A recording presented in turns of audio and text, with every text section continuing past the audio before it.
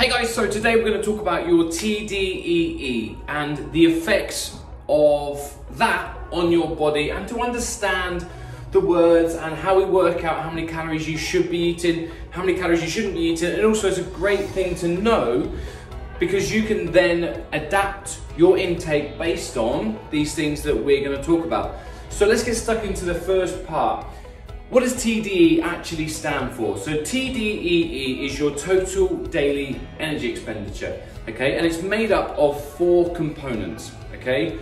So starting off here, we've got TEF. This is the thermic effect of feeding. So those that didn't already know, it actually costs your body calories to consume calories. So let's say, and that's why we talk about thermic effect of feeding and encouraging to have protein, because protein has the highest thermic effect of feeding.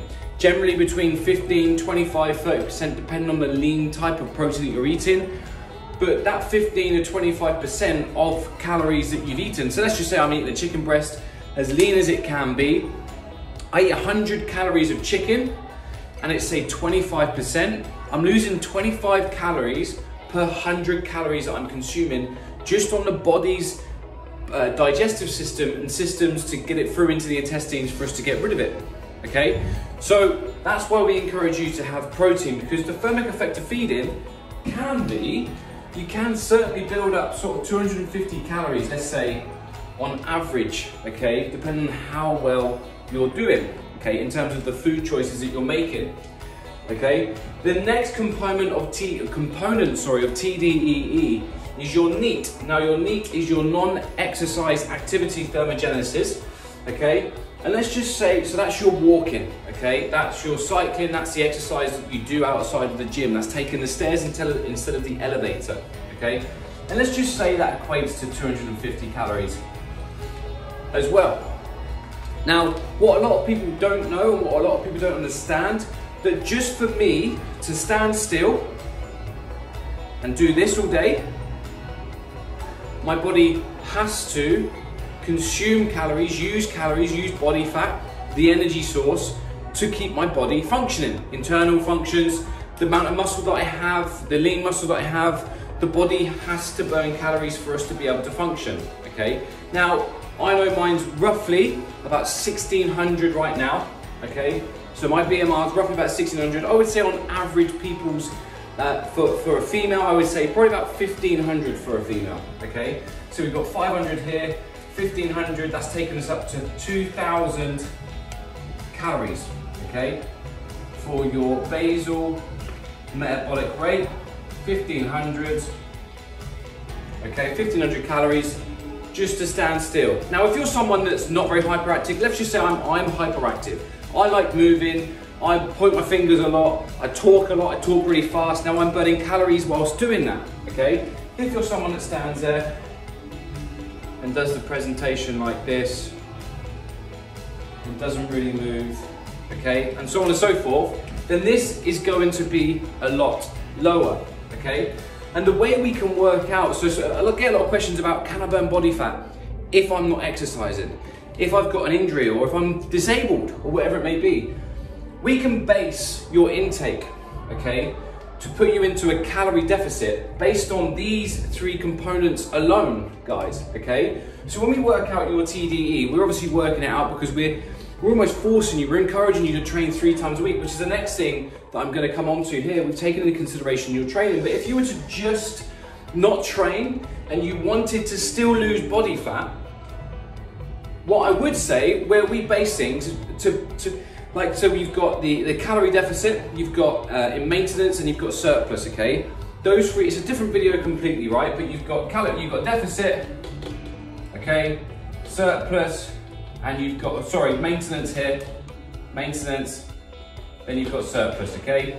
And this is essentially negative body fat, staying the same, okay? Let's do that, and then this is plus body fat, okay? These components generally 500 calories in between each one. So let's just say if we were to eat 2000 calories a day, we'd be in maintenance. If we were to go over by 500 calories, for instance, or over by 1 calorie, you'd be gaining body fat, so you'd be in surplus, okay? But to be in a deficit, we gauge this on a 500 calorie deficit here. So our intake is here, okay? And this is how much we eat. So that would be 1,500 calories a day without training, okay? Just based on your NEAT, just based on your thermic effect of feeding, and also your basal metabolic rate.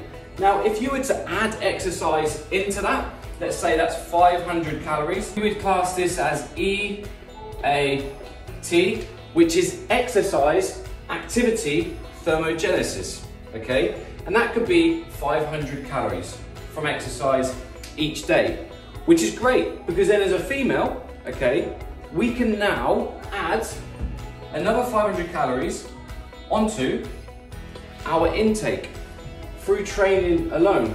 But you can definitely still burn body fat if you were to not exercise and all you would do is reduce your intake based on your current BMR, your non-exercise active thermogenesis, activity thermogenesis, and your TEF, which is your thermic effect of feeding.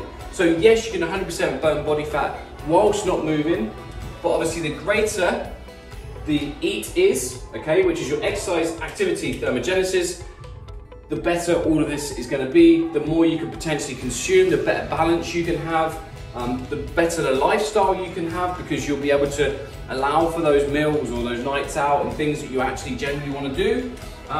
Plus the effect of correct training, okay, is also going to give us the body shape that we desire, okay? Once we've burnt our body fat, we want to look shapely, we want to have that shape that we desire, okay? So that's the whole reason behind training. It also creates a much bigger deficit if we want it to, or it gives us an opportunity to eat those extra 500 calories also if we wanted to. But just remember, guys, if we're not measuring, we can't manage it, okay? So if we're not tracking the amount of food that we're eating, as in measuring, we don't know how to manage. So therefore, this number here, which is our calories, okay? Oops, spelled that the wrong way. God blimey, it's hard writing this way. If we're not measuring this line here, we can't manage it, and we don't have a clue where we are. So if you want any help, you want any guidance in working out how to work out your TDEE based on what you're doing, it's a very simple questionnaire that we've got on our website. Send me a message, we can send you a link so you can work it out for yourself. For those that don't understand TDEE, then this is a great way and a simple explanation as to how we work out our clients and how you work out as our clients to make adaptations.